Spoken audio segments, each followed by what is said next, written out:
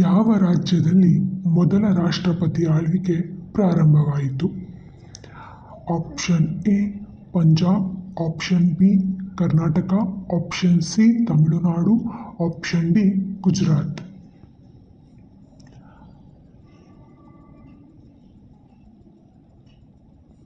ಸರಿಯಾದ ಉತ್ತರ option A Punjab.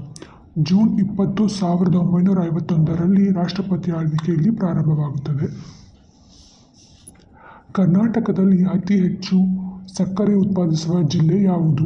Option A Davanagere, option B Shivamogga, option C Belagavi, option D Haveri. ಸರಿಯಾದ ಉತ್ತರವನ್ನು ಕಮೆಂಟ್ ಮಾಡಿ. ಹೆಚ್ಚಿನ ವಿಡಿಯೋಗಳಿಗಾಗಿ ವಿಡಿಯೋವನ್ನು ಲೈಕ್ ಮಾಡಿ, ನಿಮ್ಮ ಸ್ನೇಹಿತರೊಂದಿಗೆ ಶೇರ್ ಮಾಡಿ ಹಾಗೂ ನಮ್ಮ ಚಾನಲ್ ಸಬ್ಸ್ಕ್ರೈಬ್ ಮಾಡಿಕೊಂಡು ಬೆಲ್ ಐಕಾನ್ ಕ್ಲಿಕ್ ಮಾಡಿಕೊಳ್ಳಿ. ಧನ್ಯವಾದಗಳು.